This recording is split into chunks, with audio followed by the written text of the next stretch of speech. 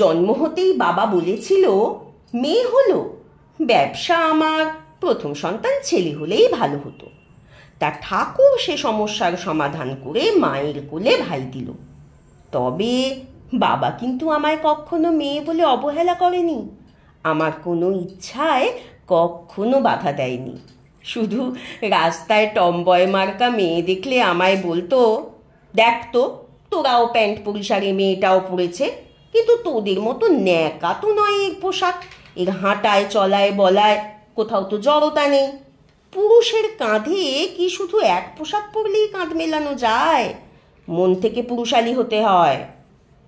একটু বড় হতে না হতেই বাড়ির টুকটাক কাজ শেখাতে লাগলো মা। বলতো, বড় হচ্ছ, বাড়ির কাজ শেখো। কিন্তু অবাক লাগতো এই ভেবে, বড় তো একা আমি হচ্ছি না, ভাইও হচ্ছে, তাহলে নিজের জামা শুধু আমাকেই কেন ধুতে হবে? খাবার আগে জলের গেলাস আর নুনের পাত্রটাই বা কেন আমায় নিতে হবে? তাহলে পুরুষদের মেয়েলি হওয়াটা আধুনিকতা নয়, শুধু নারীদেরই পুরুষালী হতে হবে, এবং সেটাও যখন প্রয়োজন শুধুমাত্র তখনই। আরও একটু বড় হতে শুনলাম, পুরুষদের নকল করে পোশাক পরাটাই আধুনিকতা নয়। আমি শাড়ি পরতে পারি না এমন ন্যাকামি কোনো আধুনিক মেয়ের ভাষা হতে পারে না।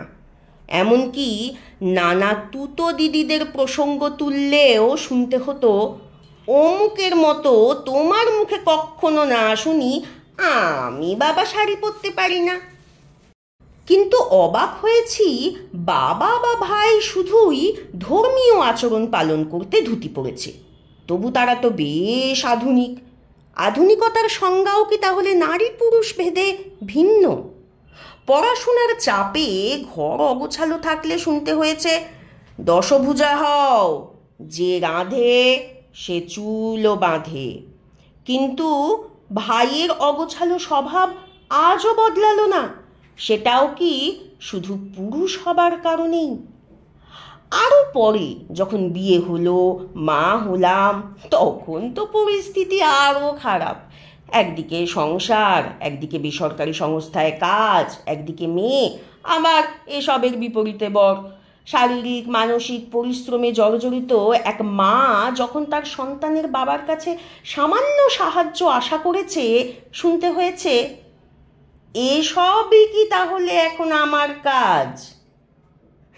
মধ্য বয়সে গিয়ে এক মেয়েকে জানতে হয়, সন্তানের সব দায়ও শুধু সেই মায়ের। কেন? ও মা, তুমি যে মেয়ে, তুমি যে বলেছ আমরা নারী, আমরাই সব পারি। হায় রে সমাজ, নারী আজও তোমার কাছে শুধুই নারী, মানুষ নয়।